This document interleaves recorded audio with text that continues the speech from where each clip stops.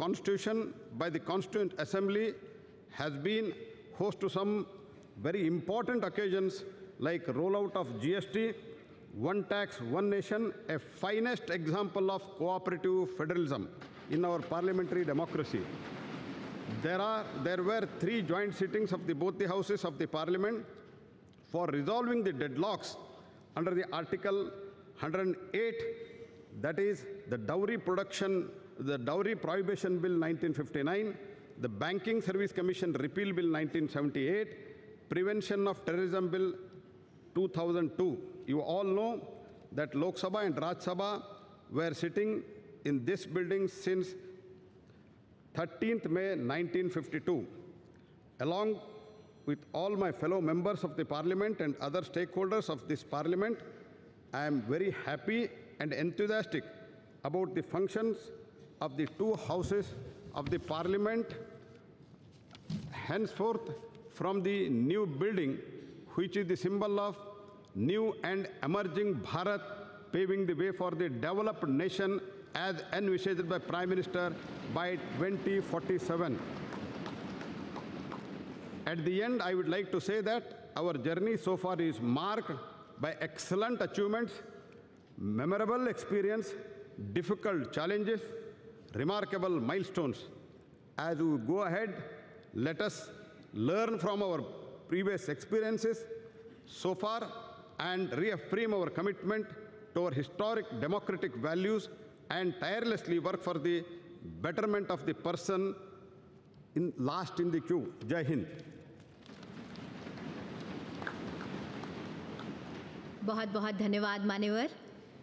अब संबोधन हेतु मैं आमंत्रित करना चाहूंगी लोकसभा में कार्यकाल की दृष्टि से वरिष्ठतम वर्तमान संसद सदस्य श्रीमती मेनका गांधी जी को।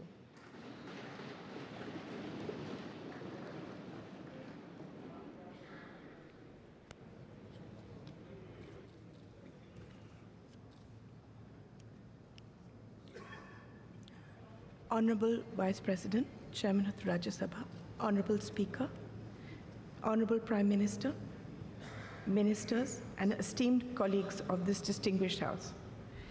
Actually, I'm as surprised to be here as you are to see me. This is a historic day today.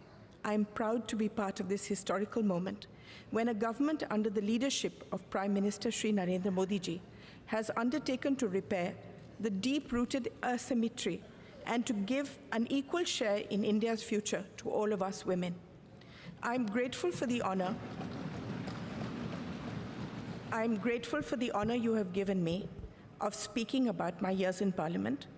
We are going to a new building, and hopefully this grand edifice will reflect the aspirations of a new Bharat.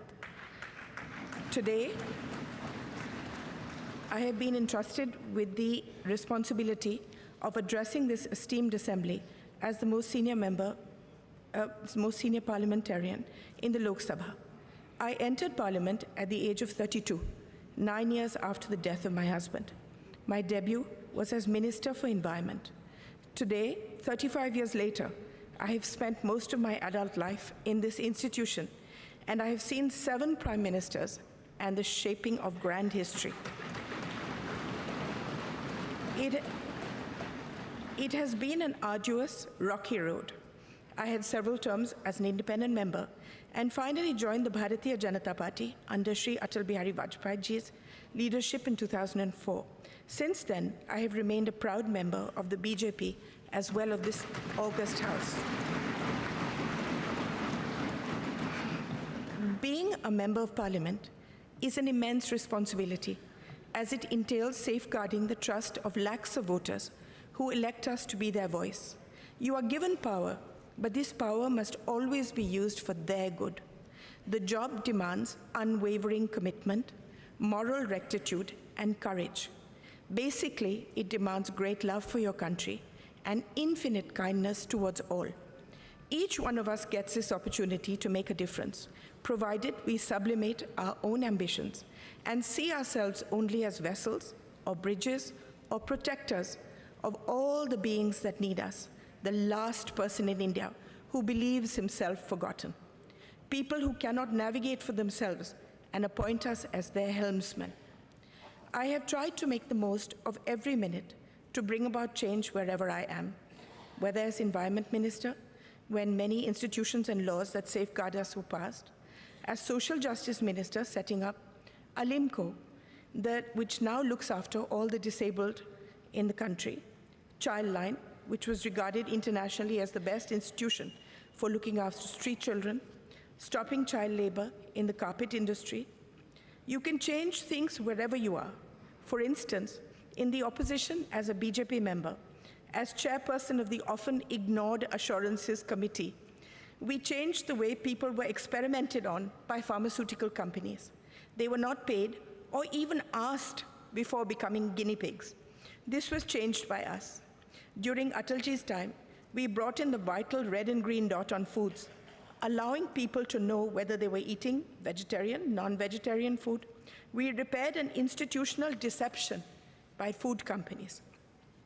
No service, no job is too small that it should not be taken seriously. My happiest moment was being given the responsibility by the Prime Minister, who coined the phrase, Beti Bachao, Beti Padhao.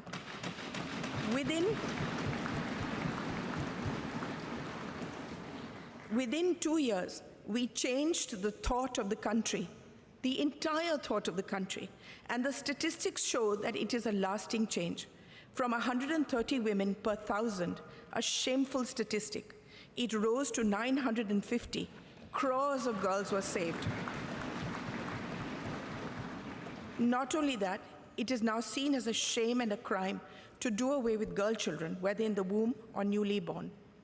Now that we are going into a new building, a new phase, I want to tell all the young people here that politics is never fulfilling unless you have a grand passion and a commitment outside it, unless a fire of curiosity burns within you. No service is too small in the service of Mother India. What I have learned is that each constituency is your family. Within my family, there are a million microcosms of individual families. Each of them depend on us. We are a part of their lives as they are of ours. I have seen my primary duty to look after each family that has placed itself in my care by electing me, by seeing me as one of their own. In this matter, I wish to say that the Prime Minister has seen beyond people as a statistic and has meticulously seen to the needs of each individual family. Opening bank accounts, giving dignity in the form of toilets, home water taps, building homes for the poor, gas cylinders, giving young people loans, skilling them, protecting them through the largest pandemic in history, saying that no one remained hungry. Before I end, I would like to tell you a few things that I have learned in my long journey so far. Never give up. There are times in all our lives where the world sits heavy on our shoulders and there doesn't seem any path ahead. It will take courage, determination, and a commitment to something larger than ourselves to forge ahead. Have faith in the goodness of your fellow man. Quieten your mind and soldier on. Believe in yourself. You are an instrument of goodness. If you fight for good, you will always be protected. Use the pain that we all have in our hearts to make yourself a better human being, not to embitter you. Use the pain in your heart to see the pain in the hearts of millions of beings around you and dedicate your life to them.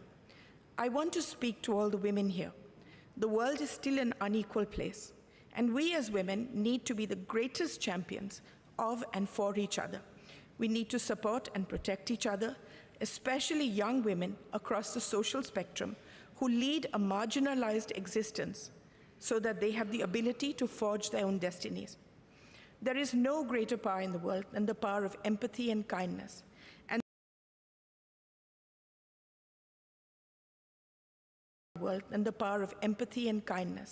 And this transforms the life of someone weaker than you. Kindness serves as its own reward, the greatest bank balance that we will ever possess.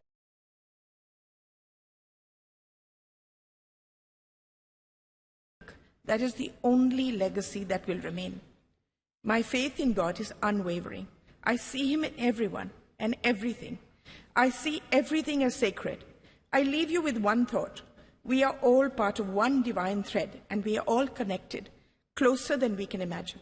Let us, irrespective of any differences we may have, wish happiness, protection, and on this holy day of Ganesh Chaturthi, a life free of obstacles for us and all our countrymen. Illuminate the lamp of goodness in our hearts. Jai Hind, Jai Bharat.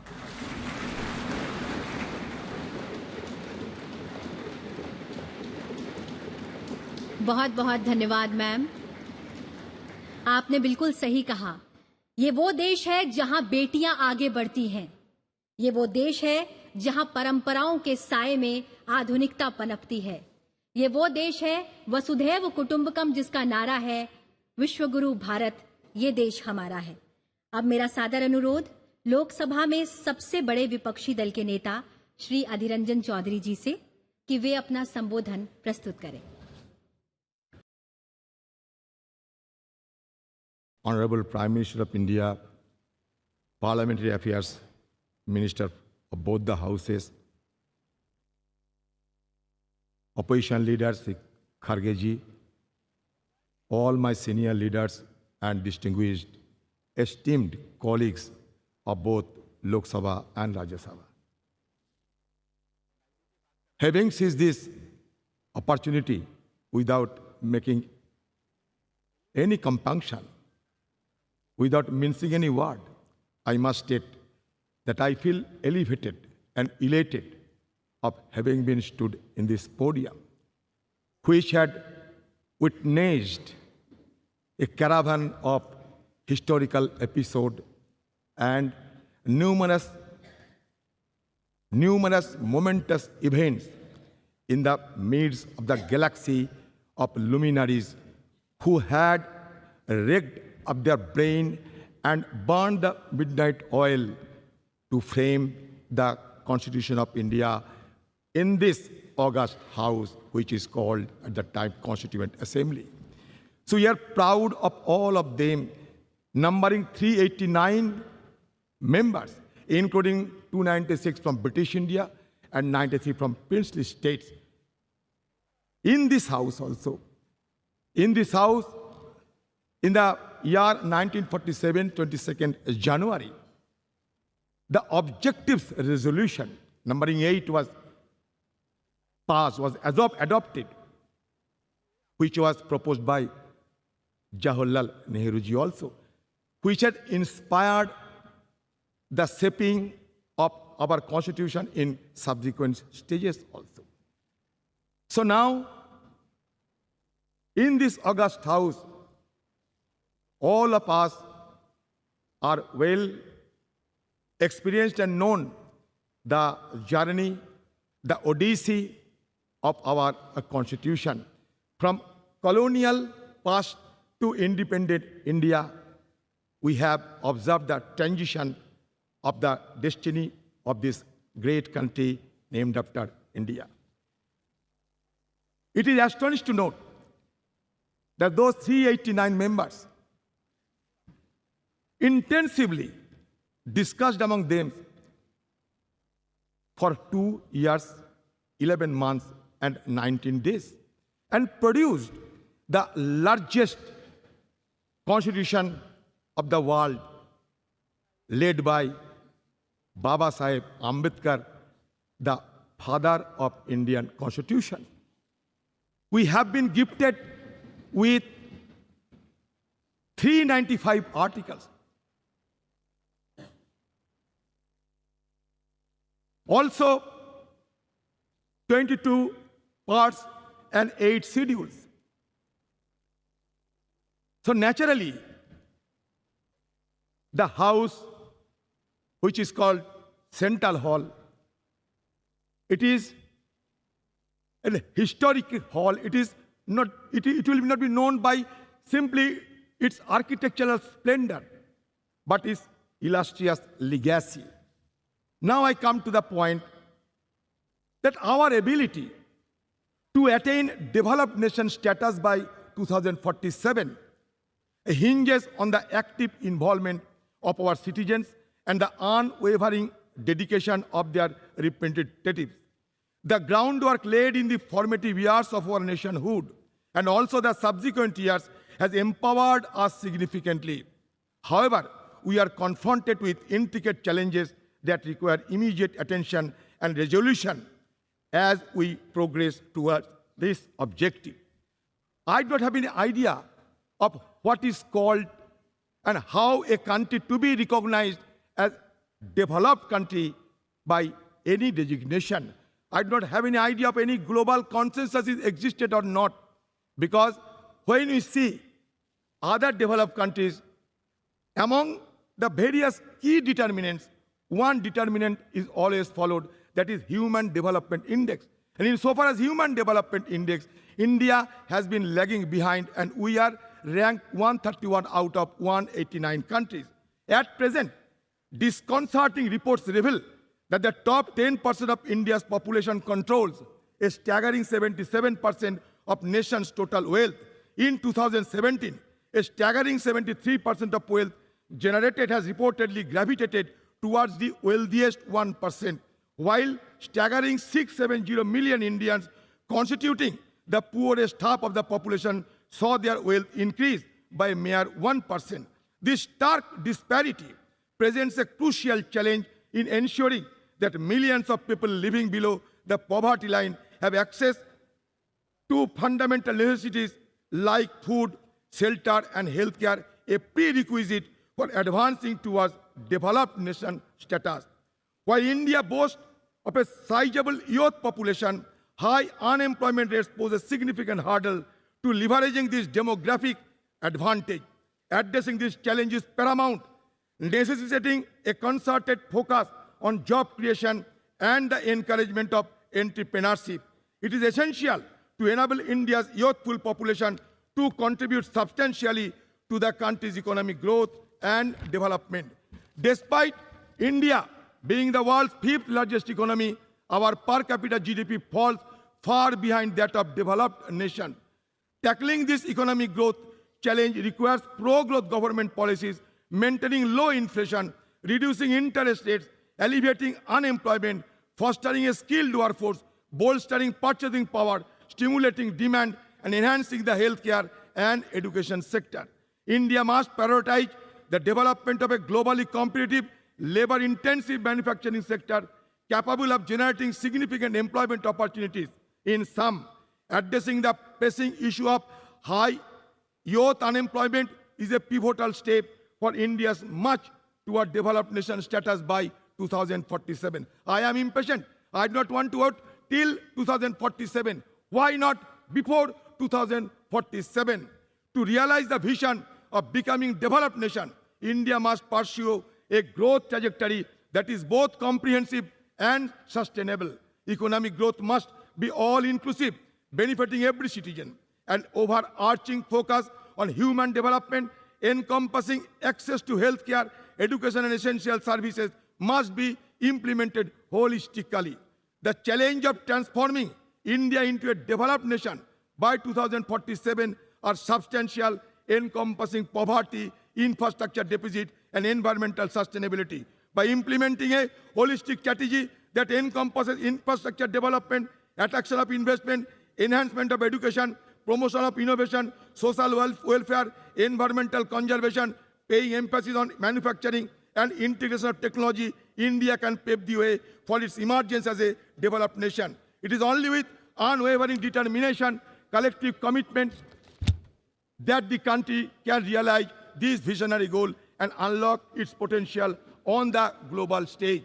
I will conclude by saying that धरती सिखाते हमने सबको बोझ उठाना, गगन सिखाते हमने ऊपर उठते जाना, सूरज की लाली से सीखा जग आलोकित करना, चंदा की किरणों से सीखा सबको पीड़ा हरना, पर्वत ने सिखाए हमने दृढ़ संकल्प बनाना, नदी सिखाए हमने आगे बढ़ते जाना, सागर की लहरों ने सीखा दुख सुख सहे जाना, और तूफान ये सिखलाते हैं आफत में ना घबराना और आफत से टकराना. हम चाहते हैं कि ये separation of power should be maintained in a judicious manner, and also in presence of all the guiding light of our country, I must suggest that India is not a homogeneous society. Rather, it is a heterogeneous society. But now, the need of the hour is to maintain the harmonious society. With this word, I am concluding my speech. Thank you. Jai Hind, Bande Mataram. धन्यवाद sir. अब मेरा सादर आग्रह है राज्यसभा में सदन के नेता श्री पीयूष गोयल जी से कि वे अपना वक्तव्य प्रस्तुत करें। राज्यसभा के सभापति आदरणीय जगदीप धनखड़ जी, श्रद्धेय प्रधानमंत्री श्री नरेंद्र मोदी जी, लोकसभा अध्यक्ष आदरणीय ओम बिरला जी, उपसभापति श्री हरिवंश जी, श्री मल्लिकार्जुन खड़गे जी, श्री आधिर रंजन चौधरी जी, श्री प्रहलाद जोशी जी, माननीय सांसदगण, नमस्कार। गणेश चतुर्थी के पावन अवसर पर आप सभी को हार्दिक शुभकामनाएं। विघ्नहर्ता गणपति बाप्पा सभी को सुख एवं शांति प्रदान करें और देश की प्रगति के लिए हमारे प्रयासों को सफल बनाएं। हमारे संविधान के निर्माता भारत रत्न डॉक्टर बाबा साहेब अम्बेडकर जी तथा संविधान सभा के माननीय सदस्यों की स्मृति को मेरा कृतज्ञ वंदन। विगत 75 वर्षों में देश की सेवा करने वाले सभी सम्मान्य सांसदों को भी मेरा सादर नमन। कल हम सभी ने इस भवन में सार्थक चर्चा की और अपनी यादों और अनुभवों को सबके साथ साझा किया। आज नए संसद भवन में प्रवेश करना एक ऐतिहासिक पल है जो हम सभी के लिए यादगार रहेगा। इस शुभ अवसर पर मैं आप सभी को बहुत बहुत बधाई देना चाहता हूं। नया संसद भवन हमारी सांस्कृतिक विरासत और आधुनिकता का जीवंत उदाहरण है। नए संसद भवन में स्थापित प्राचीन सेनगोल से प्रेरणा लेकर हम सभी कर्तव्य भावना से देश सेवा के तत्पर रहेंगे। आदरणीय प्रधानमंत्री श्री नरेंद्र मोदी जी के दूरदर्शी नेतृत्व में भारत एक वैश्विक शक्ति बन रहा है।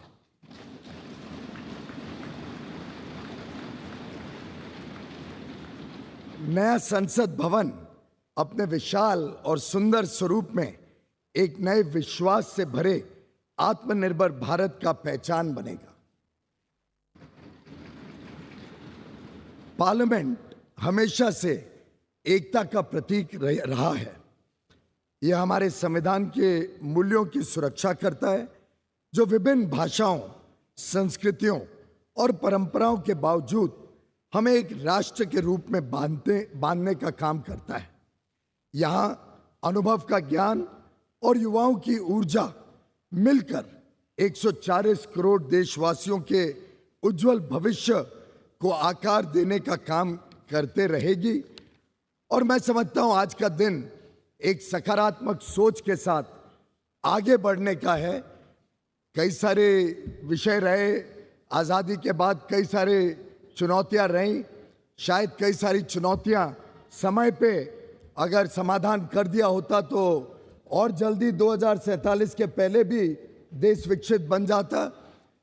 पर हमारे पास जो वर्ष मिले, जो काम करने का देश ने सेवा करने का मौका दिया, उसमें जो अभूतपूर्व प्रगति देश ने देखी है, मैं समझता हूं इसको आगे लेकर इस देश को नई ऊंचाइयों तक माननीय प्रधानमंत्री नरेंद्र मोदी जी के नेतृत्व में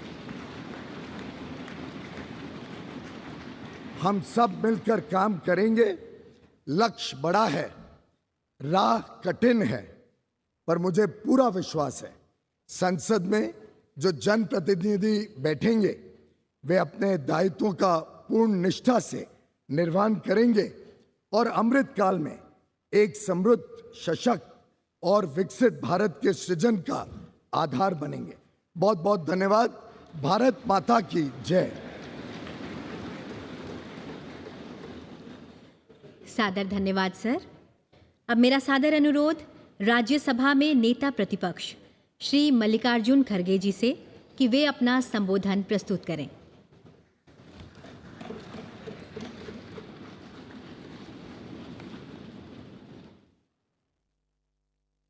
Honorable Vice President of India, Honorable Prime Minister, Honorable Speaker Lok Sabha, Honorable Leader of the Rajya Sabha, Honorable Shri Adhir Ranjan Chowdhury ji, Honorable Minister of Parliamentary Affairs, Honorable Members of Parliament, and all the respected leaders. We have all gathered here today to commemorate the rich legacy of the Parliament of India in this historic Central Hall. When we talk about Indian parliamentary heritage, the hallowed precinct of this Parliament House and the Central Hall, where we have gathered today, hold a very special significance. The Constitution of India is the bedrock of Indian democratic polity. It is in this very Central Hall that the Constituent Assembly held its sittings from 1946 to 1949, spanning a period of 2 years, 11 months, and 17 days. Today, we humbly recall the phenomenal contributions made by Dr. Rajendra Prasad, the first President of India, Pandit Jawaharlal Nehru ji, the first Prime Minister, and architect of modern India, Sardar Vallabhbhai Patel, the first Home Minister of India, and Dr. B.R. Ambedkar, architect of Indian Constitution. It is also an occasion to recall with gratitude the contributions of Sri G.V. Malvankar, Dr. Sarvapalli Radhakrishnan, and also acknowledge the collective contribution by members of the Constituent Assembly, Provisional Parliament, and first and all subsequent Lok Sabha. This Central Hall was witness to Pandit Nehru's tryst with destiny speech on the eve of India's independence. And yesterday, the Prime Minister also mentioned this in his speech. I'm thankful to you because you remembered this historic speech on this yesterday's occasion. Sir, the India's independence during his speech, the Pandit Nehruji inter alia stated, which I quote, long years ago, we have made a tryst with destiny, and now the time comes when we shall redeem our pledge, not wholly or in full measures, but very substantially. At the stroke of the midnight hour, when the world sleeps, India will awake to life and freedom. A moment comes, which comes but rarely in history, when we step out from the old to new, when an age ends, and when the soul of the nation, long suppressed, finds utterances. As the clock struck 12, all the members of the Constituent Assembly took the following pledge. At this solemn moment, when the people of India, through suffering and sacrifices, have secured freedom, I, a member of the Constituent Assembly, do dedicate myself in all humility to the service of India and her people to the end that this ancient land attain her rightful and honored place in the world and make her full and willing contribution to the promotion of the world peace and the welfare of the mankind. These words spoken on the day of this historic speech of Pandit Jawaharlal Nehru ji. I wish to emphasize at this juncture that this is all due to the collective and dedicated effort by parliamentarians cutting across the party lines over the past 7.5 decades. This rich legacy has formed a strong foundation for India's growth as a powerful democratic nation. Every nook and corner of the Parliament House has witnessed the evolution of our parliamentary democracy over the past 75 years. As we bid adieu to the Parliament House and move to the new Parliament building today, I am overwhelmed with emotions and tinge of pathos. We would, of course, be continuing our parliamentary duties in the new Parliament building, but will miss the Parliament House. The success of the institution lies in the upholding constitutional values and ideals. The idea that institutions are sacrosanct and essential for the success is a fundamental principle in governance and development. We should commit ourselves to adhere to and preserving the constitutional values and parliamentary traditions as the country moves ahead in effectively performing parliamentary duties and in our endeavors for the growth of our nation. To build this country, forgetting our parties, political parties, we should be one to build the nation, to protect the nation, to protect the Constitution, to protect the democracy. This must be our aim. With these words and one quote I will say, no man can be grateful at the cost of his honor. No woman can be grateful at the cost of her chastity. And no nation can be grateful at the cost of its liberty. So, to protect our liberty, to protect our integrity, we must work all together. That is the only way to build the nation. Thank you. Jai Hind. बहुत बहुत धन्यवाद मान्यवर। अब मेरा माननीय आग्रह है माननीय लोकसभा अध्यक्ष श्री ओम बिरला जी से कि आप हम सभी को अपने शब्दों द्वारा अनुग्रहित करें। माननीय उपराष्ट्रपति जी, माननीय प्रधानमंत्री जी,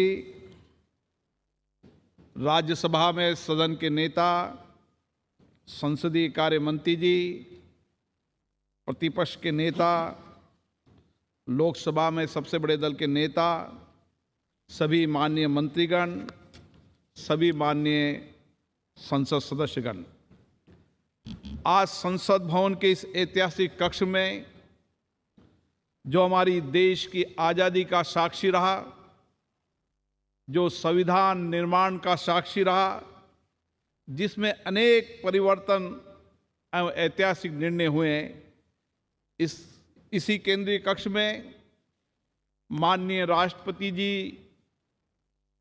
का उद्बोधन भी हमें मिला।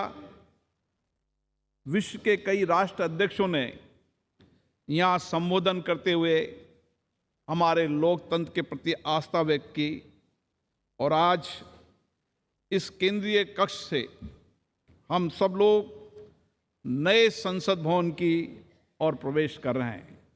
ये नया संसद भवन हम सब के लिए नई आकांक्षाओं, नई अपेक्षाओं एवं नई उम्मीद, नई उमंग के साथ होगा, मेरी ऐसी आशा है। आज इस अवसर पर उन सब स्वतंत्रता सेनानियों को भी नमन करता हूं, जिन्होंने हमारे भविष्य के लिए, हमारे कल के लिए अपना वर्तमान बलिदान कर दिया। मैं आज उन महान नेताओं को भी नमन करता हूं, जिन्होंने इस केंद्रीय कक्ष में दुनिया का सबसे बड़ा संविधान निर्माण में अपना अमूल्य योगदान दिया, जिन्होंने देश में आर्थिक सामाजिक परिवर्तन लाने में अपना दायित्व निभाया। आज हम उन सभी मान्य सदस्यों को भी स्मरण कर रहे हैं, याद कर रहे हैं, जो हमारे बीच में नहीं रहे, लेकिन जिन्होंने अपने संवैधानिक दायित्वों का निर्वहन करते हुए देश की प्रगति में योगदान दिया। मैं आज संसद के उन सभी माननीय सांसदों का भी हार्दिक अभिनंदन करता हूं, जिनके लंबे संसदीय अनुभव का लाभ आज हमें मिल रहा है।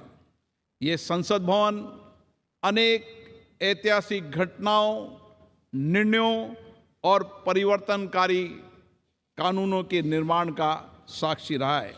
हमारी संसद कई घटनाओं का मंच रही है, जिन्होंने 75 वर्षों में इस देश को एक ऐसा स्वरूप दिया है जो दुनिया में एक नई ताकत और सामर्थ्य रखता है। हमारी संसद देश की करोड़ों जनता की अभिव्यक्ति एवं भावनाओं का माध्यम रही है, जहां हमें लोकतांत्रिक संस्कृति के अनुरूप चर्चा और संवाद से अनेक चुनौतियों का समाधान निकाला है और कई श्रेष्ठतम प्रतिमान स्थापित किए हैं। इन 75 वर्ष की संसदीय लोकतंत्र की गौरवशाली यात्रा में हमने देश में कई क्रांतिकारी बदलाव भी किए। आज जनता नए भारत के लिए आकांक्षी है। आज लोगों को हमसे अपेक्षाएं बढ़ी है, आकांक्षाएं बढ़ी हैं, उम्मीद बढ़ी है। ऐसे में हमारी जिम्मेदारी और बढ़ जाती है कि हम अपने संवैधानिक दायित्वों का शुद्ध अंतर्करण से निर्वहन करें और उनकी अपेक्षाओं, आकांक्षाओं और उम्मीदों को पूरा करें और आकांक्षी भारत के सपनों को साकार करें। मान्यवर, हम सबका सौभाग्य है कि हम ऐसे कालखंड के जनप्रतिनिधि हैं जिस समय भारत हर क्षेत्र में तेजी से आगे बढ़ रहा है। हमारी लोकतांत्रिक संस्कृति और हमारा श्रेष्ठ नेतृत्व के कारण हम पूरे विश्व को एक परिवार के रूप में लेकर वैश्विक चुनौतियों का समाधान के लिए भारत एक सार्थक भूमिका निभा रहा है। आज हम नए भवन में प्रवेश कर रहे हैं। नए भवन में प्रवेश करते समय विकसित भारत बनाने की हमारी प्रतिबद्धता को हम दोहराने का अवसर भी है। हमारा संकल्प है कि हम इसी संसदीय लोकतंत्र से सामूहिक चर्चा, संवाद, सहमति, असहमति और कठिन परिश्रम से सारे देश की जनभागीदारी के साथ इन आकांक्षाओं को पूरा करेंगे। विश्व के सबसे बड़े संसदीय लोकतंत्र होने के नाते हमारी जिम्मेदारी और बढ़ जाती है। इसलिए आवश्यक है कि हमारी संसद हर एक मुद्दे पर चर्चा करे, सार्थक सकारात्मक दिशा दे, कानून बनाते समय सारगर्भित चर्चा हो, सकारात्मक के साथ चर्चा हो, ताकि हम देश को और अधिक समर्थ एवं समर्थ बना सकें। और इसमें हमारी संसद की उल्लेखनीय भूमिका होनी चाहिए। आज़ादी के इस अमृत काल में हम 2047 तक विकसित भारत के निर्माण के लक्ष्य को लेकर चल रहे हैं। विकसित भारत बनाने का ये लक्ष्य हमारी संसद के माध्यम से साकार होगा। हम ऐसे संकल्प की प्रतिबद्धता के साथ नए भवन में प्रवेश करेंगे, जहां हमारी भागीदारी भी होगी, जनता की अपेक्षाएं भी पूरी होगी और नए आकांक्षी भारत और 2047 में विकसित भारत के सपने को भी पूरा पकाएंगे। आज गणेश चतुर्थी के शुभ दिन, ऐसे शुभ दिन पर अच्छी परंपराएं, अच्छी परिपाटियां, अच्छी प्रथाएं, अच्छे अनुभव हम साथ लेकर जाएं और नए संसद भवन में उनको स्थापित करें, ताकि विश्व के लिए भारत का लोकतंत्र मार्गदर्शक बन सके। नया भवन हमारे देश की आकांक्षी जनता के लिए परिणामदायक हो, परिवर्तनकारी हो, ताकि हमारे संविधान निर्माताओं ने समानता, न्याय और बंधुता का जो संदेश दिया है उसे हम पूरा कर सके। हम अपनी संसद को देश की जनता की सेवा में सच्चे भाव से समर्पित करें। इसी अपेक्षा के साथ मैं पुनः इस भवन को उन सब लोगों को जिनका इस लोकतंत्र को स्थापित करने में, लोकतंत्र की मर्यादा प्रतिष्ठा बढ़ाने में योगदान रहा, उन सबको भी नमन करता हूं। धन्यवाद। बहुत बहुत धन्यवाद मान्यवर। अब मेरा विनम्र अनुरोध माननीय प्रधानमंत्री श्री नरेंद्र मोदी जी से कि आप विशिष्ट जनों की सभा को संबोधित करें एवं हम सभी का मार्गदर्शन करें।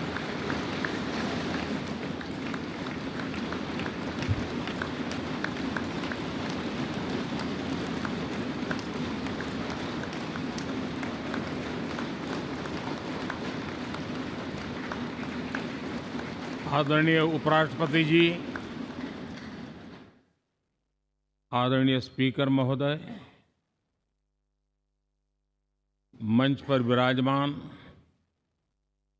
सभी वरिष्ठ महानुभाव और 140 करोड़ देशवासियों के प्रतिनिधि, सभी माननीय सांसदगण,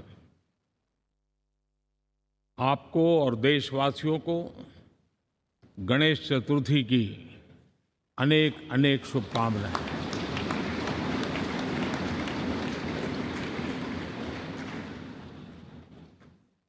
आज नए संसद भवन में हम सब मिलकर के नए भविष्य का श्री गणेश करने जा रहे हैं।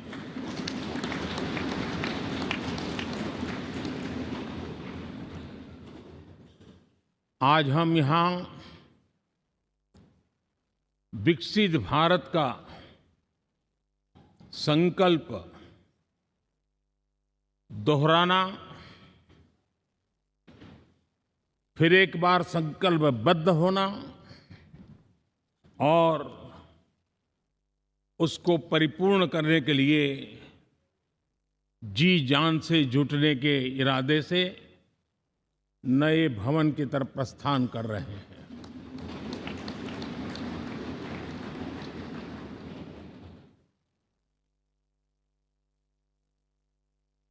सम्माननीय सभागृह, ये भवन और उसमें भी ये सेंट्रल हॉल एक प्रकार से हमारी भावनाओं से भरा हुआ है, हमें भावुक भी करता है और हमें हमारे कर्तव्य के लिए प्रेरित भी करता है। आजादी के पूर्व ये खंड एक प्रकार से लाइब्रेरी के रूप में इस्तेमाल होता था, लेकिन बाद में संविधान सभा की बैठक यहाँ शुरू हुई और उन संविधान सभा की बैठकों के द्वारा गहन चर्चा विचारणा कर करके हमारा संविधान यहीं पर आकार लिया।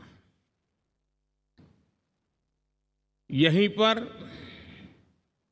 1947 में अंग्रेजी हुकूमत ने सत्ता हस्तांतरण किया, उस प्रक्रिया का भी साक्षी हमारा ये सेंट्रल हॉल है। इसी सेंट्रल हॉल में भारत के तिरंगे को अपनाया गया। हमारे राष्ट्रगान को अपनाया गया और ऐतिहासिक अवसरों पर आजादी के बाद भी सभी सरकारों के दरमियान अनेक अवसर आए जब दोनों सदनों ने मिलकर के यहाँ पर भारत के भाग्य को गढ़ने के पर विचार किया, सहमति बनाई और निर्णय भी किए। 1952 के बाद दुनिया के करीब 41 राष्ट्राध्यक्षों ने इस सेंट्रल हॉल में हमारे सभी माननीय सांसदों को संबोधित किया है।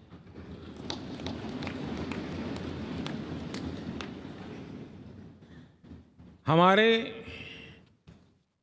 राष्ट्रपति महोदयों के द्वारा 86 बार यहां संबोधन किया गया है।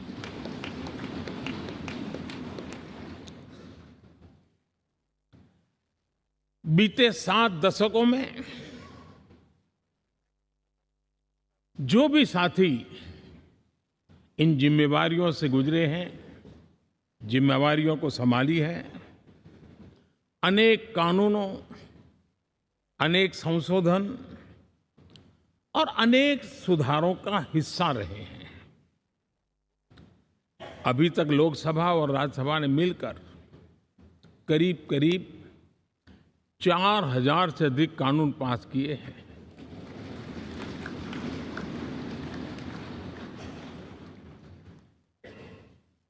और कभी जरूरत पड़ी तो ज्वाइंट सेशन के माध्यम से भी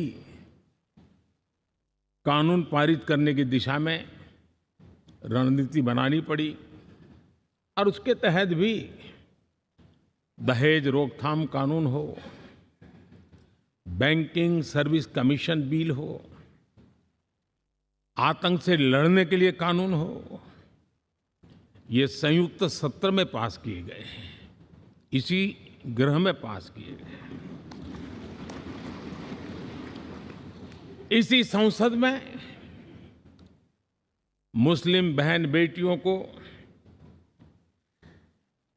न्याय की जो प्रतीक्षा थी, शाहबानो केस के कारण कुछ गाड़ी उल्टी पार्टी पर चढ़ गई थी। इसी सदन ने हमारी उस गलतियों को ठीक किया और 3 तलाक विरुद्ध कानून हम सब ने मिलकर के पारित किया। संसद ने बीते वर्षों में ट्रांसजेंडर को न्याय देने वाले कानूनों का भी निर्माण किया। इसके माध्यम से हम ट्रांसजेंडर के प्रति सद्भाव और सम्मान के भाव के साथ उनको नौकरी, शिक्षा, स्वास्थ्य, बाकी जो सुविधाएं हैं, एक गरिमा के साथ प्राप्त कर सके, इसकी दिशा में हम आगे बढ़े। हम सभी ने मिलकर हमारे दिव्यांग जनों के लिए भी उनकी जरूरतों को देखते हुए, उनके एस्पिरेशंस को देखते हुए ऐसे कानूनों का निर्माण किया जो उनके लिए उज्जवल भविष्य की गारंटी बन रहे हैं। आर्टिकल 370 हटाने से लेकर वो विषय ऐसा रहा जो शायद ही कोई दशक ऐसा होगा कि चर्चा न हुई हो, चिंता न हुई हो और मांग न हुई हो। आक्रोश भी व्यक्त हुआ, सभागृह में भी हुआ, सभागृह के बाहर भी हुआ। लेकिन हम सबका सौभाग्य है कि हमें सदन में आर्टिकल 370 से मुक्ति पाने का, अलगाववाद, आतंकवाद के खिलाफ लड़ाई लड़ने का एक बड़ा महत्वपूर्ण कदम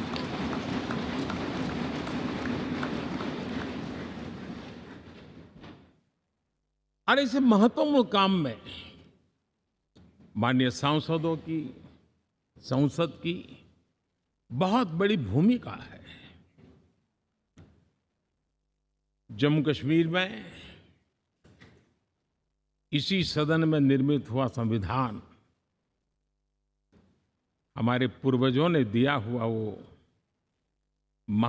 महामूल्य दस्तावेज जम्मू कश्मीर में लागू करते हैं तो इस मिट्टी को प्रणाम करने का मन करता है। आज जम्मू और कश्मीर शांति और विकास के रास्ते पर चलने के लिए प्रतिबद्ध हुआ है और नए उमंग, नए उत्साह, नए संकल्प के साथ जम्मू कश्मीर के लोग आगे बढ़ने का कोई मौका अब छोड़ना नहीं चाहते हैं। ये दिखाता है कि संसद के सदस्यों ने मिलकर के संसद के भवन में कितने महत्वपूर्ण काम किए हैं। माननीय सांसदगण, लाल किले से मैंने कहा था यही समय है, सही समय है।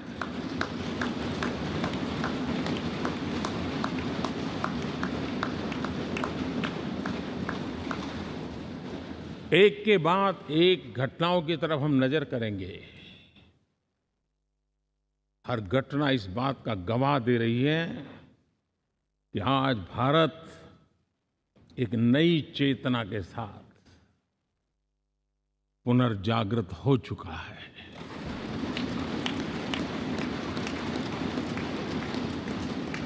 भारत नई ऊर्जा से भर चुका है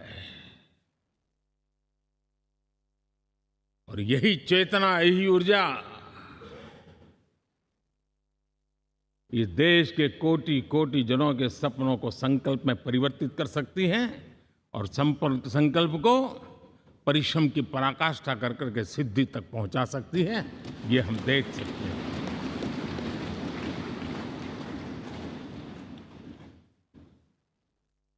और मेरा विश्वास है देश जिस दिशा में चल पड़ा है, इच्छित परिणाम अवश्य प्राप्त होंगे।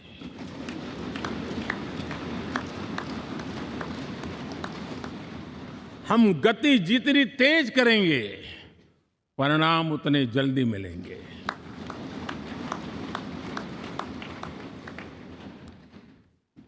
आज भारत 5वीं अर्थव्यवस्था पर पहुंचा है, लेकिन पहले 3 में पहुंचने के संकल्प के साथ बढ़ रहा है।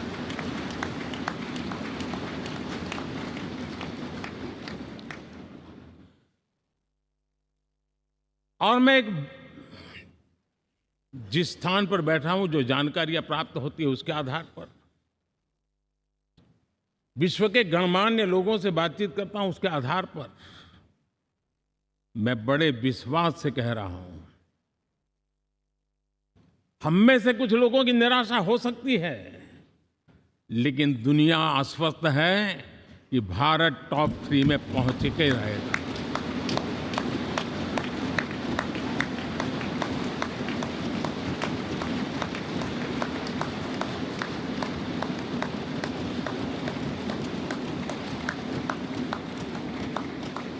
भारत का बैंकिंग सेक्टर आज अपनी मजबूती के कारण से फिर एक बार दुनिया में सकारात्मक चर्चा का केंद्र बना हुआ है।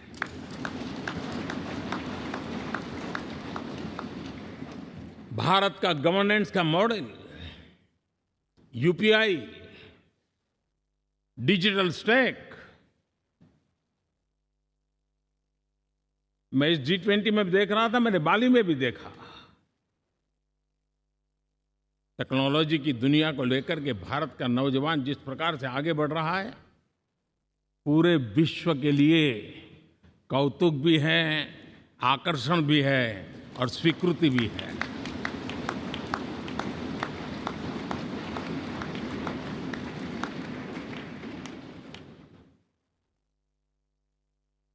हम सब उस ऐसे कालखंड में हैं, मैं कहूंगा हम लोग एक भाग्यवान लोग हैं। ऐसी भाग्यवान समय में हमें कुछ दायित्व निभाने का अवसर आया है और हमारा सबसे बड़ा भाग्य है कि आज इंडियन एस्पिरेशंस उस ऊंचाई पर हैं जो शायद पिछले 1000 साल में नहीं रहे होंगे।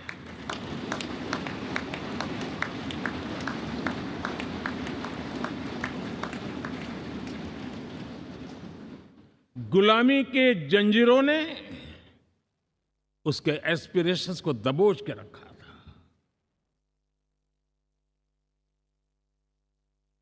उसकी भावनाओं को तहस नहस कर दिया था। आजाद भारत में अपने सपने संजो रहा था, चुनौतियों से जूझ रहा था, लेकिन मिलकर के आज जहां पहुंचे हैं, अब वहां वो रुकना नहीं चाहता है। वो एस्पिरेशनल सोसाइटी के साथ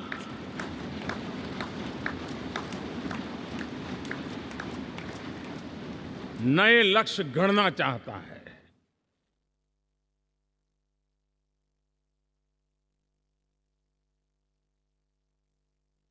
जब एस्पिरेशन सोसाइटी सपने संजोते ही हो, संकल्प लेकर के निकल पड़ी हो, तब पुराने कानूनों से मुक्ति पाकर नए कानूनों का निर्माण करके उज्जवल भविष्य के लिए एक मार्ग प्रशस्त करने का दायित्व हम सभी सांसदों का सविशेष होता है। संसद में बनने वाला हर कानून, संसद में होने वाली हर चर्चा, संसद से जाने वाला हर संकेत इंडियन एस्पिरेशन को बढ़ावा देने के लिए ही होना चाहिए। ये हम सबकी भावना भी है, कर्तव्य भी है और एक एक देशवासी की हमसे अपेक्षा भी है।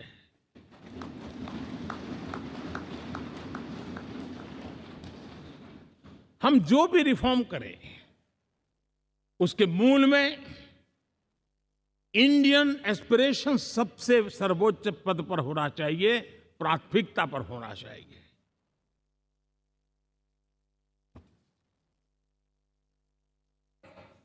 लेकिन मैं बहुत सोच समझ करके कहना चाहता हूं, क्या कभी छोटे कैनवास पर कोई बड़ा चित्र बना सकता है क्या?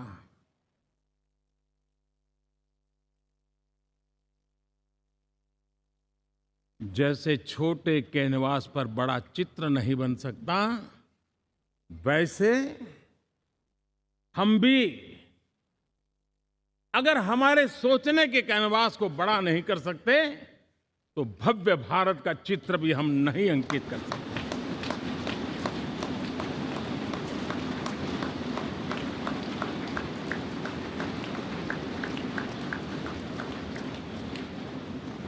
पचहत्तर साल का हमारे पास अनुभव है। हमारे पूर्वजों ने जो कुछ भी रास्ते बनाए, उससे हमने सीखा है। हमारे पास एक बहुत बड़ी विरासत है। इस विरासत के साथ अगर हमारे सपने, हमारे संकल्प जुड़ जाए, हमारा सोचने का दायरा बदल जाए, हमारा कैनवास बड़ा हो जाए, तो हम भी उस भव्य भारत के चित्र को अंकित कर सकते हैं, उस तस्वीर का खाका खींच सकते हैं, उसमें रंग भरने का काम हम भी कर सकते हैं और आने वाली पीढ़ी को वो भव्य दिव्य मां भारती के हम उनको सुपुर्द कर सकते हैं। दोस्तों, अमृतकाल के 25 वर्षों में भारत को अब बड़े कैनवास पर काम करना ही होगा। अब हमारे लिए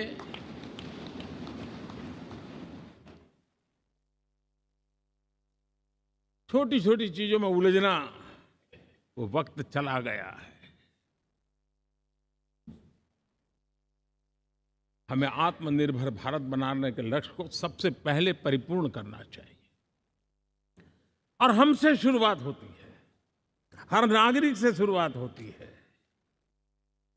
और आज दुनिया में भी एक समय ऐसा था कि लोग मुझे कहते थे, हमारे बड़े बड़े बुद्धिजीवी और अर्थशास्त्री लिखते थे कि मोदी आत्मनिर्भर की बात करता है तो मल्टीलेटरलिज्म के सामने चुनौती तो बन नहीं जाएगा, ग्लोबल इकोनॉमी के जमाने में ठीक तो नहीं होगा।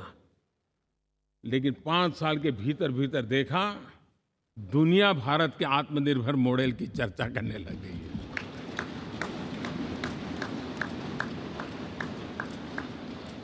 और कौन हिंदुस्तानी नहीं चाहेगा कि डिफेंस सेक्टर में आत्मनिर्भर हो, एनर्जी सेक्टर में हम आत्मनिर्भर हो, एडिबल ऑयल,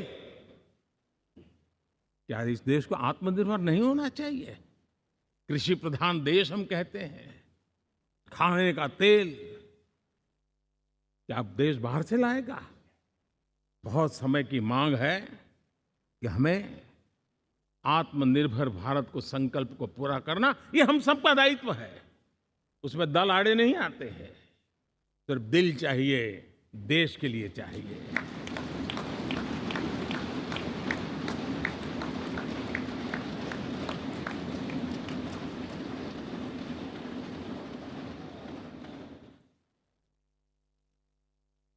हमें अब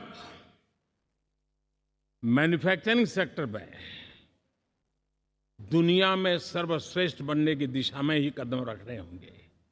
और मैंने एक बार लाल किले से कहा था, जीरो डिफेक्ट जीरो इफेक्ट। हमारे प्रोडक्ट में कोई डिफेक्ट ना हो, हमारी प्रक्रिया में पर्यावरण पर कोई इफेक्ट ना हो, ऐसा जीरो डिफेक्ट जीरो इफेक्ट वाला हमें दुनिया के सामने मैन्युफैक्चरिंग क्षेत्र में जाना हो। हमारे डिजाइनर,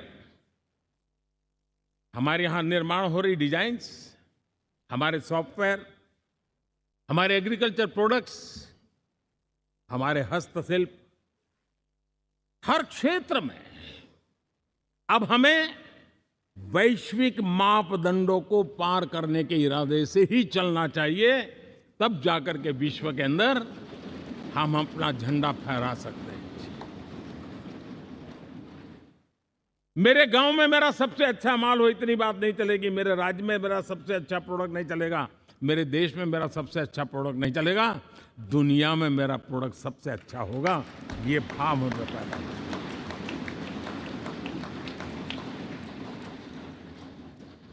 हमारी यूनिवर्सिटीज दुनिया के अंदर टॉप रैंकिंग में आए, अब इसमें हमें पीछे नहीं रहना है। हमारे शिक्षा जगत को नई नेशनल एजुकेशन पॉलिसी मिली है, एक खुलापन है, सर्वस्वीकृत बनी है, उसके सहारे अब हमें चल पड़ना है। और दुनिया के टॉप मोस्ट यूनिवर्सिटीज में अभी जब G20 में विश्व के मेहमान आए तो मैंने नालंदा की एक तस्वीर रखी थी वहाँ, और जब मैं दुनिया को कहता था 1500 साल पहले मेरे देश में दुनिया की उत्तम से उत्तम यूनिवर्सिटी हुआ करती थी, तो उन सुनते ही रह जाते थे।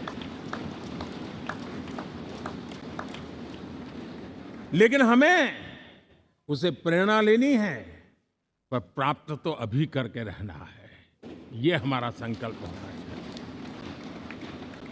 आज हमारे देश का नौजवान खेल जगत के अंदर दुनिया में हमारी पहचान बना रहा है। टियर 2, टियर 3 सिटी से, गांव, गरीब परिवारों से, गांव से देश के नौजवान, देश की बेटे बेटियां आज खेलकूद के जगत जीवन में हमारा नाम रोशन कर रही है। लेकिन देश चाहता है और देश का संकल्प होना चाहिए कि अब खेलकूद के हर पोडियम पे हमारा तिरंगा भी लहराता होगा।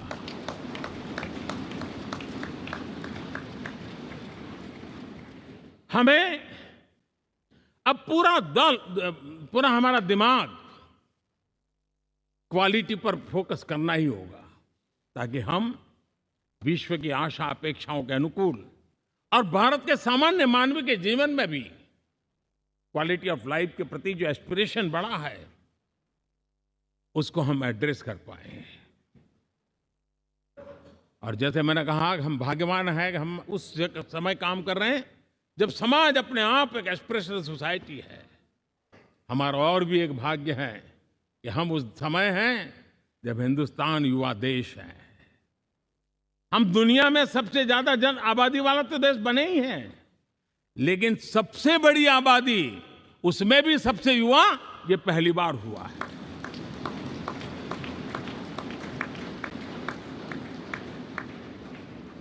जिस देश के पास ये युवा शक्ति हो, युवा सामर्थ्य हो, तब हमें उसकी टैलेंट पे भरोसा है, हमें उसकी संकल्प शक्ति पे भरोसा है, उसकी साहस में हमें भरोसा है। और इसलिए हम चाहते हैं कि दुनिया में भारत का युवा अग्रिम पंक्ति में नजर आना चाहिए, वो स्थिति पैदा होनी चाहिए। आज पूरी दुनिया को स्किल मैन पावर की बहुत बड़ी जरूरत है और भारत विश्व की इस आवश्यकता की पूर्ति के लिए अपने आप को सज्ज कर सकता है और उन आवश्यकताओं को पूरी कर करके दुनिया में अपनी एक जगह भी बना सकता है। और इसलिए विश्व में उनकी आवश्यकता के लिए किस प्रकार के मैन पावर की जरूरत है, किस प्रकार के उनको ह्यूमन रिसोर्स की जरूरत है, उस स्किल मैपिंग का काम भी चल रहा है और उस स्किल मैपिंग के अनुसार भारत के अंदर स्किल डेवलपमेंट की तरफ हम बल दे रहे हैं। और जितना ज्यादा हम स्किल डेवलपमेंट पर बल देंगे, भारत के नौजवानों का सामर्थ्य विश्व में अपना डंका बजाने में कोई कमी नहीं रखेगा। और हिंदुस्तानी जहां गया है उसने अच्छाई की छाप छोड़ी है, कुछ कर गुजरने की छाप छोड़ी है। ये सामर्थ्य हमारे अंदर पहले से पड़ा हुआ है और हमारे पहले जो लोग गए हैं उन्होंने इससे छवि भी बना के रखी हुई है। आपने देखा होगा पिछले दिनों करीब 150 नर्सिंग कॉलेज एक साथ खोलने का निर्णय किया। पूरे दुनिया में बहुत बड़ी रिक्वायरमेंट है नर्सिंग की। हमारी बहन, हमारी बेटियां, हमारे बेटे उस क्षेत्र में दुनिया में पहुंच सकते हैं, आसानी से पहुंच सकते हैं। पूरे विश्व की जरूरत है और ये तो मानवता का काम है जिसमें हम पीछे नहीं रहेंगे। आज मेडिकल कॉलेजेस का इतना व्यापक रूप से निर्माण, देश की आवश्यकता तो पूरी करनी ही करनी है, दुनिया की आवश्यकताओं में भी योगदान दे सकते हैं। कहने का तात्पर्य यही है, हर छोटी चीज पर बारीकी से ध्यान देते हुए, उस पर अपना ध्यान केंद्रित करते हुए हमें आगे बढ़ना है। हमें भविष्य के लिए सही समय पर सही फैसले भी लेने होते हैं। हम फैसलों को टाल नहीं सकते। हम राजनीतिक लाभ नुकसान के गणा भाग के अंदर अपने आप को बंधित नहीं बना सकते हैं। हमें तो देश के एस्पिरेशन के लिए हिम्मत के साथ नए निर्णय करने होते हैं। आज सोलर पावर के सफल मूवमेंट्स हमारी भावी पीढ़ी के लिए एनर्जी क्राइसिस से मुक्ति की गारंटी दे रहा है। आज मिशन हाइड्रोजन आने वाले दिनों में जो एनवायरनमेंट की चिंता है, जो टेक्नोलॉजी में बदलाव आ रहा है, उसके समाधान का रास्ता देने का सामर्थ्य रखती है। आज हमारा सेमीकंडक्टर जिस प्रकार से जीवन चलाने में हमारे हृदय की जरूरत रहती है, वैसे ही आज हमारी टेक्नोलॉजी चिप्स के बिना चल नहीं सकती और सेमीकंडक्टर उसके लिए बहुत अनिवार्य हैं। उस दिशा में हम आगे जाकर के इलेक्ट्रॉनिक मैन्युफैक्चरिंग में कोई रुकावट ना आए और जीवन कहीं अटक न जाए, उसलिए एक बहुत बड़ी मात्रा में हम काम कर रहे हैं। जल जीवन मिशन, हर जिले में 75 अमृत सरोवर, हमारी भावी पीढ़ी को, हमारे बच्चे उनको कभी पानी के बिना तरसना न पड़े, इसकी चिंता हम आज कर रहे हैं। विश्व के बाजार में हमारा हर व्यापार कारोबार पहुंचे, कॉम्पिटिटिव ताकत के साथ खड़ा रहे, लॉजिस्टिक सिस्टम को और अधिक कम खर्च वाला बनाना, एफिशिएंट बनाना, उस दिशा में हम बहुत नीतियां लेकर के चल रहे हैं। आज समय की मांग है कि भारत का एक ऐसा भारत का हम निर्माण करें। नॉलेज, इनोवेशन, ये समय की मांग है और दुनिया में हमें अग्रिम पंक्ति में जाने का ये रास्ता भी है। और इसलिए पिछले हमने समय नेशनल एजुकेशन पॉलिसी के साथ साथ टेक्नोलॉजी के बढ़ावे के लिए हमने रिसर्च और इनोवेशन का एक कानून भी पारित किया है, ताकि हमारे देश के नौजवानों को इस इनोवेशन के और चंद्रयान 3 की सफलता के बाद देश के नौजवानों के मन में विज्ञान की तरफ आकर्षण बढ़ रहा है। हमें मौका गंवाना नहीं है। हमारी युवा पीढ़ी को हमने रिसर्च और इनोवेशन के लिए पूरे अवसर देने हैं और इस इकोसिस्टम को बनाने के लिए हमने एक उज्जवल भविष्य के निर्माण की नींव रखी है। आदरणीय बंधुगण, सामाजिक न्याय ये हमारी पहली शर्त है। बिना सामाजिक न्याय, बिना संतुलन, बिना समभाव, बिना समत्व हम इच्छित परिणामों को घर के भीतर प्राप्त नहीं कर सकते। लेकिन सामाजिक न्याय की चर्चा बहुत सीमित बन के रह गई। हमें उसको व्यापक रूप में देखना होगा। हम किसी गरीब को कोई सुविधा दें, किसी समाज में दबे कुचले व्यक्ति को कोई सुविधा दें, वो तो सामाजिक न्याय की एक प्रक्रिया है। लेकिन उसके घर तक पक्की सड़क बन जाए ना, वो भी सामाजिक न्याय के लिए उसको मजबूती देती है। उसके घर के नजदीक में बच्चों के लिए अगर स्कूल खुल जाए तो वो भी उसको सामाजिक न्याय की मजबूती देती है। उसको बिना खर्च अगर आरोग्य में समय की जरूरत पड़े वो मिले, तब जाकर के सामाजिक न्याय की मजबूती मिलती है। और इसलिए जिस प्रकार से समाज व्यवस्था में सामाजिक न्याय जरूरत है, वैसा ही राष्ट्र व्यवस्था में सामाजिक न्याय की आवश्यकता है।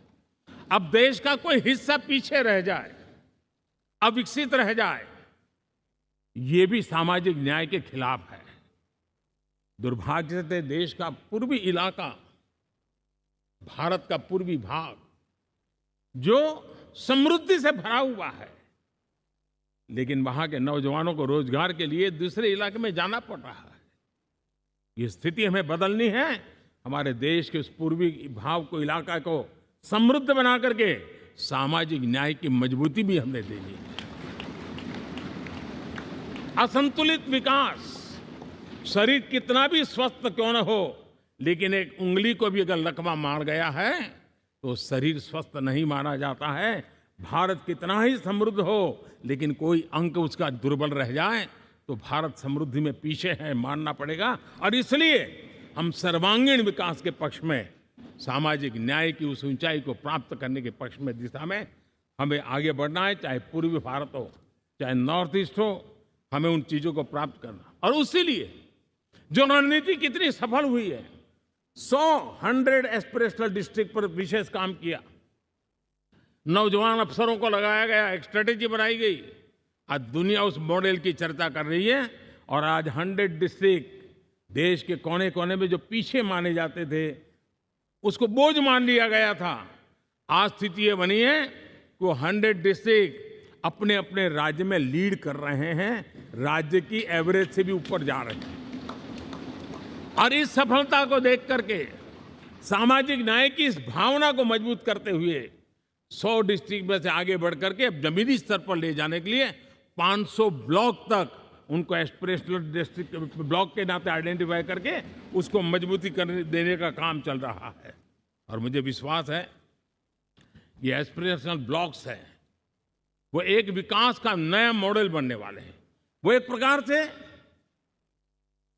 देश के विकास के एक नए ऊर्जा केंद्र बनने की संभावना रखते हैं और उस दिशा में भी हम आगे बढ़ रहे हैं।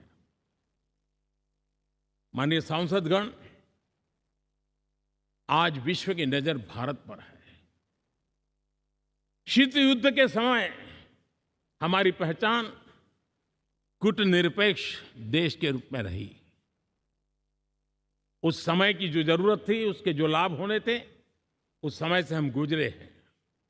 लेकिन अब भारत का स्थान कुछ और बना है और इसलिए उस समय गुटनिरपेक्ष की अवस्था आवश्यक होगी।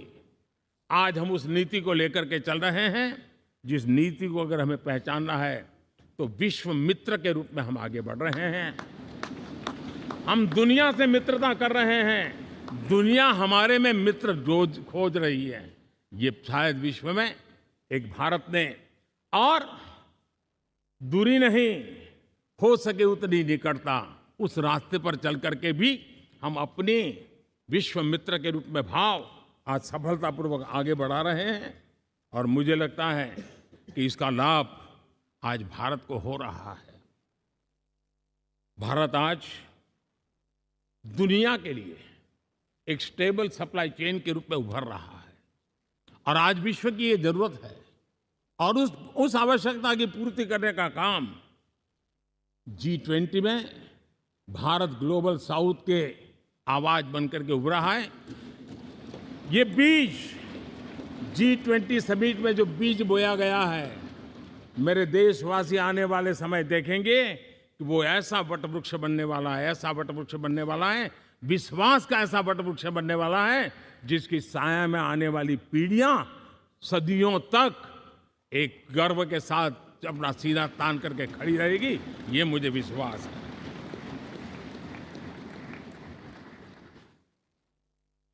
इस G20 में एक बहुत बड़ा काम हमने किया है, बायोफ्यूल अलायंस का।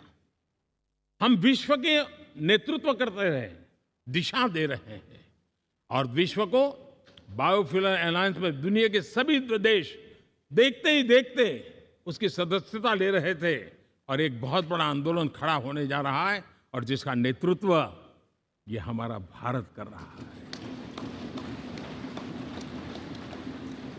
छोटे छोटे महाद्वीप, उनके साथ भी आर्थिक कॉरिडोर बनाने की दिशा में हमने बड़ी मजबूती के साथ कदम उठाए हैं। आदरणीय बंधुगण, आदरणीय उपराष्ट्रपति जी, आदरणीय स्पीकर महोदय, आज हम यहां से विदाई लेकर के नए भवन में जा रहे हैं, संसद के नए भवन में बैठने वाले। लेकिन मैं एक आप दोनों महानुभावों को एक प्रार्थना कर रहा हूं, एक विचार आपके सामने रख रहा हूं। मैं आशा करता हूं कि आप दोनों मिलकर के उस विचार पर जहां भी जरूरत पड़े मंथन करके कुछ निर्णय अवश्य कीजिए। और मेरी प्रार्थना है, मेरा सुझाव है कि अब हम जब नए सदन में जा रहे हैं तब इसकी गरिमा कभी भी कम नहीं होनी चाहिए।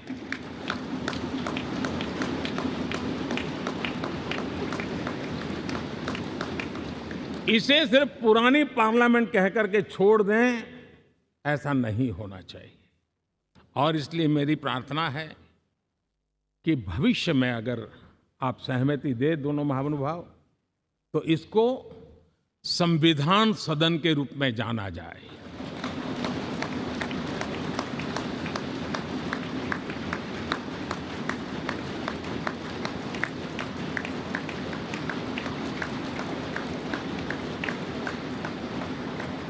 ताकि ये हमेशा हमारे रक्षा के लिए हमारी जीवन प्रेरणा बनी रहेगी। और जब संविधान सदन कहेंगे तब उन महापुरुषों का याद भी उसके साथ जुड़ जाएगी जो कभी संविधान सभा में यहाँ बैठा करते थे, गणमान्य महापुरुष बैठा करते थे। और इसलिए भावी पीढ़ी को ये तोहफा भी देने का अवसर हमें जाने नहीं देना चाहिए। मैं फिर एक बार इस पवित्र भूमि को प्रणाम करता हूँ। यहाँ पर जो तपस्या हुई है, जन कल्याण के लिए संकल्प हुए हैं, इसको परिपूर्ण करने के लिए 7 दशक से भी अधिक समय से जो पुरुषार्थ हुआ है, उन सबको प्रणाम करते हुए मैं मेरी वाणी को विराम देता हूँ और नए सदन के लिए आप सबको शुभकामनाएं देता हूँ। बहुत बहुत धन्यवाद।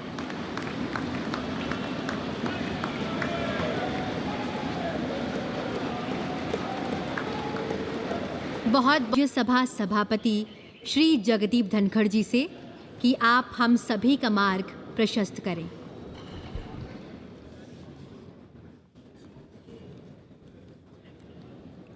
Honorable Prime Minister of Bharat, Shri Narendra Modi ji, Honorable Speaker Lok Sabha, Shri Om Birla ji,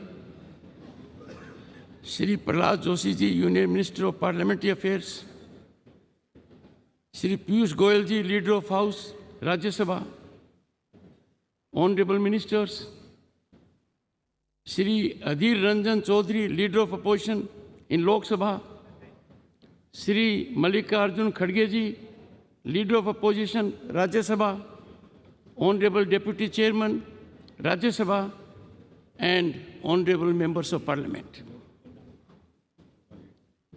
Ganesh Chaturthi की सभी को हार्दिक शुभकामनाएं।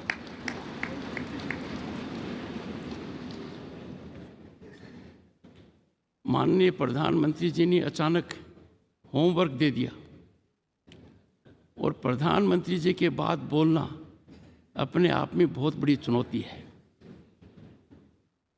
On this momentous occasion, as we stand on the threshold of adding a new chapter to the annals of our parliamentary democracy, I congratulate you all on our phenomenal rise.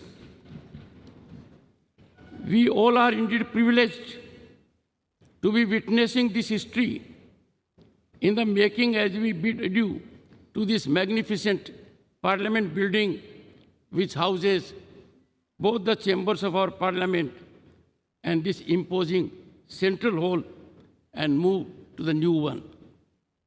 Traversing over 7-decade journey from Samvidhan Sabha to the present day in Amritkal, these hallowed precincts have witnessed many a milestone. Honorable members, from tryst with destiny at midnight of 15th August 1947 to unfolding of innovative, impactful, forward-looking GST regime at midnight of June 30, 2047, and now this significant day. In this very central hall, the members of the Constituent Assembly embarked upon the journey to accomplish the daunting task of drafting the Constitution of India. Deliberations in the Constituent Assembly in this theatre exemplified decorum and healthy debate. Contentious issues were negotiated in a spirit of consensus with scholarly debate and spirited deliberations.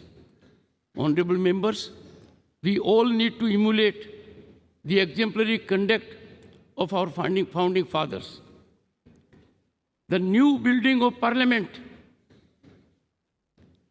a testament to dawn of Atmanirbhar Bharat, is much beyond an architectural marvel. It is a reflection of India's rich cultural diversity, a symbol of national pride, unity, and identity.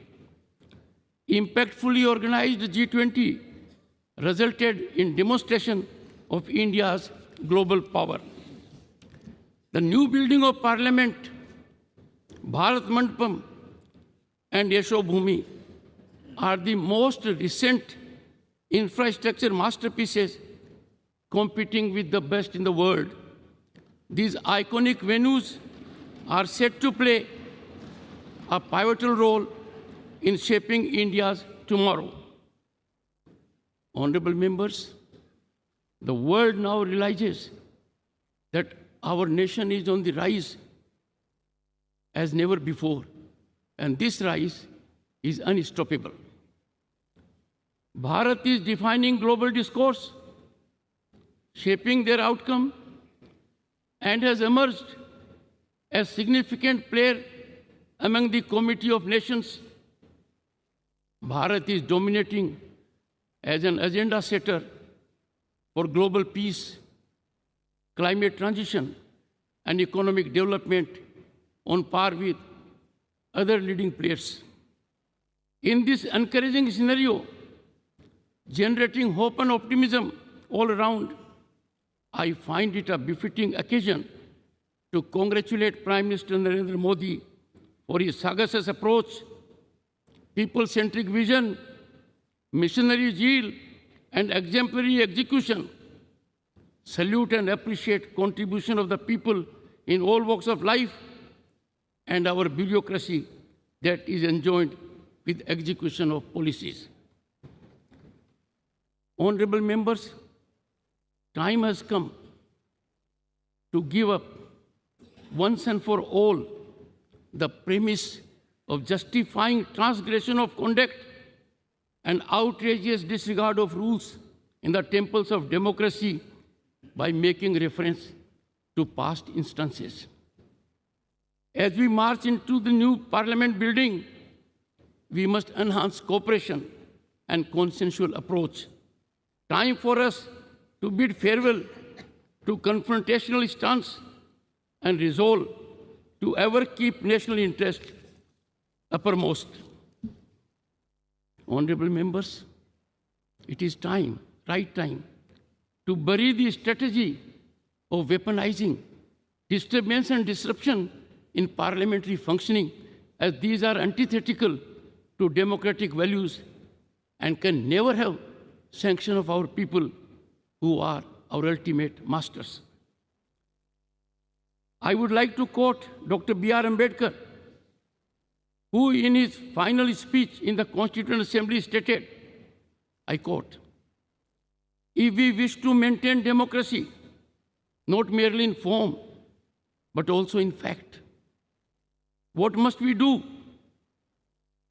The first thing in my judgment we must do is to hold fast to constitutional methods of achieving our social and economic objectives," unquote.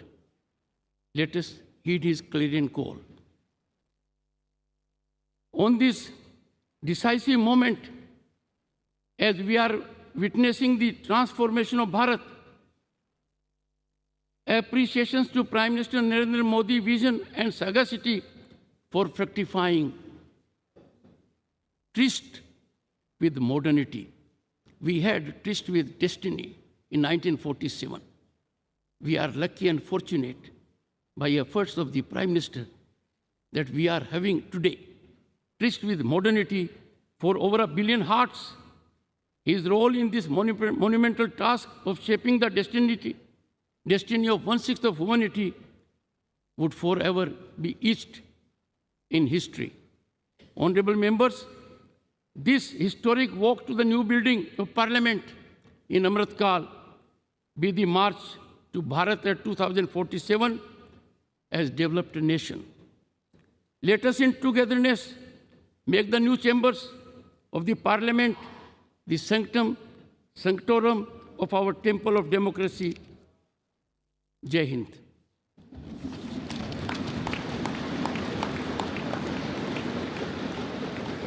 सादर धन्यवाद मान्यवर। कार्यक्रम के समापन से पूर्व आप सभी से अनुरोध कि राष्ट्रगीत के सम्मान में अपने स्थान पर खड़े हो जाएं।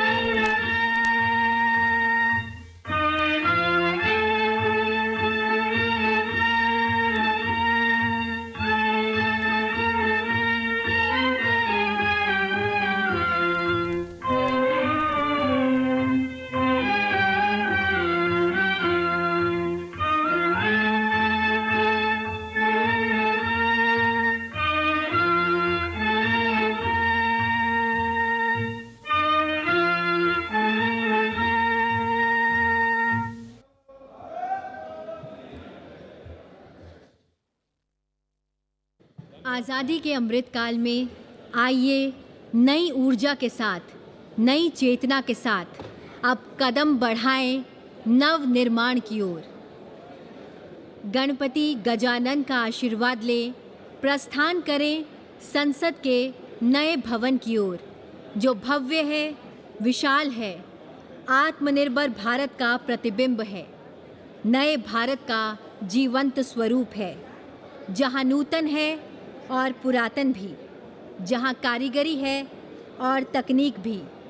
चलिए कदम बढ़ाएं भारत की संसद के नए भवन की ओर और नए लक्ष्यों के साथ रचें नया इतिहास। जय हिंद, जय भारत।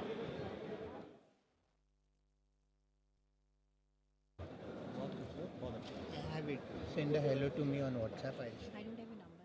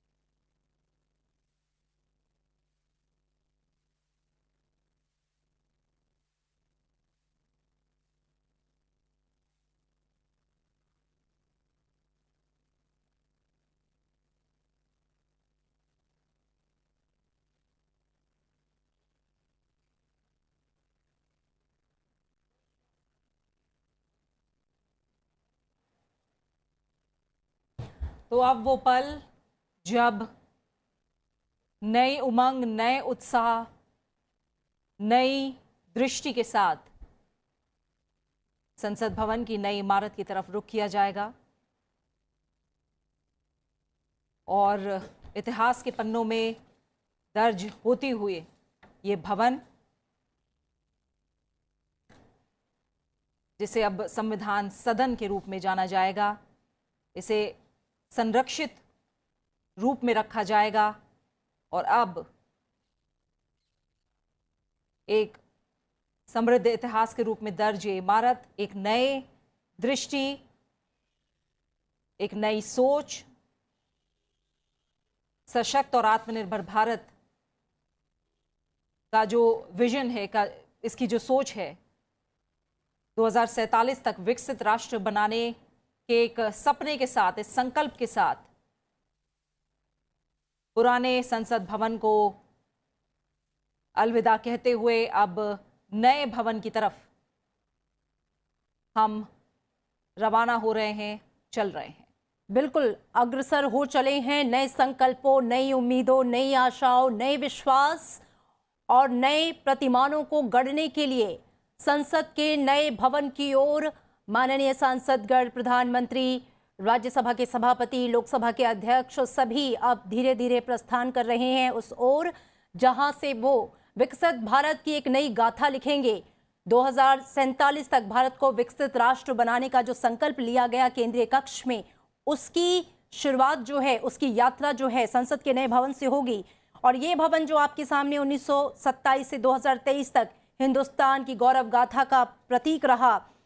18 जनवरी 1927 को लॉर्ड इरविन ने किया था इस संसद भवन का उद्घाटन और 9 दिसंबर 1946 को संविधान सभा की पहली बैठक हुई।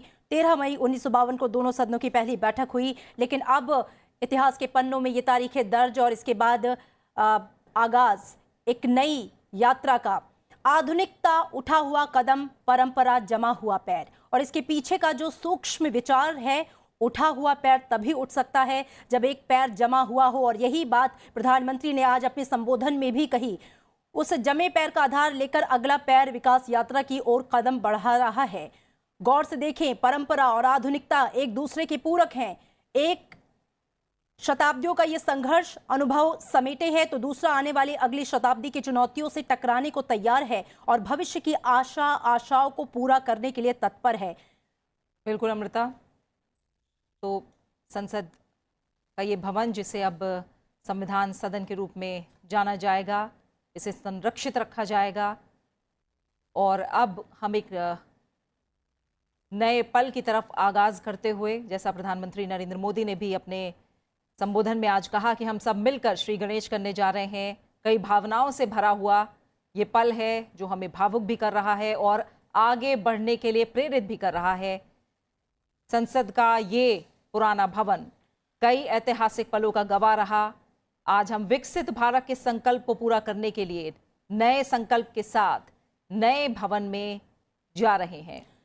भारत की संसद की ये दो अनमोल तस्वीरें जो आप देखेंगे, एक संसद का पुराना भवन और दूसरा संसद का नया भवन। एक तरफ जहां 100 बरस से ज्यादा पुरानी विरासत खड़ी है जो गुलामी से आजादी तक के सफर की गवाह है, तो दूसरी तरफ आधुनिकता की मिसाल बुलंद इमारत है संसद का नया भवन। जीवन की प्रासंगिकता को बनाए रखने में विरासत और आधुनिकता दोनों का मेल जरूरी है और दोनों के अपने अपने मायने हैं। भारतीय लोकतंत्र के लिए आज का दिन बेहद ऐतिहासिक। कहते हैं कि समय का प्रवाह जब आगे बढ़ता है तो बदलाव लाता है और आज उसी बदलाव के साक्षी हम और आप बन रहे हैं। देश का जन जन बन रहा है। ऐसे सुखद क्षण जिसके साक्षी हम जीवन काल में शायद एक बार ही बनते हैं। प्रधानमंत्री ने आज कहा भी कि संसद का जो ये पुराना भवन है इसे संविधान सदन के रूप में रखा जाएगा, याद किया जाएगा। ये अपने आप में ऐतिहासिक। और प्रधानमंत्री ने कहा कि आइए हम सब मिलकर एक संकल्प लें, नई उम्मीदों के साथ, नई आशाओं के साथ, नए विश्वास के साथ कि भारत को विकसित राष्ट्र बनाना है 2047 तक। और इस लक्ष्य को लेकर संसद के नए भवन में एक साथ प्रवेश करें। बिल्कुल लंबा सफर, करीब करीब 100 साल का इतिहास इस पुराने संसद भवन का। लोकसभा और राज्यसभा ने मिलकर इसी संसद भवन में करीब करीब 4000 से ज्यादा कानून पास किए हैं। तो एक तरफ ये इतिहास जो अब हमारे कदम लेकर जा रहा है एक आधुनिक आत्मनिर्भर भारत की तरफ, और संसद के नए भवन का श्री गणेश। और जाहिर तौर पर ये एक भावुक पल तो है ही, लेकिन हमें प्रेरणा दे रहा है तेजी से आगे बढ़ने की और एक विकसित राष्ट्र की श्रेणी में खुद को खड़ा करने के लिए। प्रधानमंत्री ने कहा कि मेरा विश्वास है कि देश जिस दिशा में चल चुका है, जिन परिणामों की इच्छा हम कर रहे हैं वो हमें जल्द ही मिलेंगे। हम गति जितनी तेज करेंगे परिणाम उतनी जल्दी मिलेंगे। और आज भारत तीसरी सबसे बड़ी अर्थव्यवस्था बनने की दिशा में बढ़ रहा है। संसद में बनने वाला हर कानून, संसद में होने वाली हर चर्चा, संसद से जाने वाला हर संकेत इंडियन इंस्पिरेशन यानी हम भारतीयों की जो आकांक्षाएं हैं उन्हें बढ़ावा देने वाला होना चाहिए। आत्मनिर्भर भारत बनने के लक्ष्य को सबसे पहले परिपूर्ण करना होगा। और दुनिया भारत के जिस आत्मनिर्भर मॉडल की चर्चा करती है, हम कहीं ना कहीं उसी मॉडल पर आज आगे बढ़ रहे हैं और हमारा खुद का बनाया हुआ जो संसद का नया भवन है उसमें आज हम कदम रखने जा रहे हैं। बिल्कुल, और संसद का ये नया भवन आत्मनिर्भर भारत की एक बुलंद इमारत है। प्रधानमंत्री ने इसका जिक्र भी किया। केंद्रीय कक्ष में अपने संबोधन में प्रधानमंत्री ने कहा कि अब विकसित भारत से विकासशील भारत के सफर पर देश जब निकला था, अब छोटे छोटे सपनों से काम नहीं चलेगा। बड़े बड़े सपनों को देखते हुए विश्व स्तर पर अपनी पहचान हम बना सकें। हम सबसे बड़ी आबादी वाला देश तो बने ही, लेकिन सबसे बड़ी आबादी में सबसे ज्यादा युवा ये पहली बार हुआ है और अब भारत का युवा दुनिया की पहली पंक्ति में नजर आना चाहिए। हम राजनीतिक लाभ के लिए कड़े फैसले टाल नहीं सकते, उन्हें लेना ही होगा। भारत अब रुकना नहीं चाहता, नए लक्ष्य निर्धारित करना चाहता है। चंद्रयान 3 की सफलता के बाद भारत के नौजवानों का ध्यान विज्ञान की ओर बढ़ रहा है और इस मौके को हमें गंवाना नहीं है। भारत हर एक क्षेत्र में विकसित भारत बनने की ओर अग्रसर है और एक बड़ी लकीर खींच रहा है। पूरी दुनिया इस वक्त भारत का लोहा मान रही है। विश्व गुरु में के रूप में भारत अपनी पहचान बना रहा है और देखा हमने इसकी G20 में जैसे ग्लोबल साउथ की आवाज़ के रूप में भी भारत उभरा है। प्रधानमंत्री ने सभी से आह्वान किया कि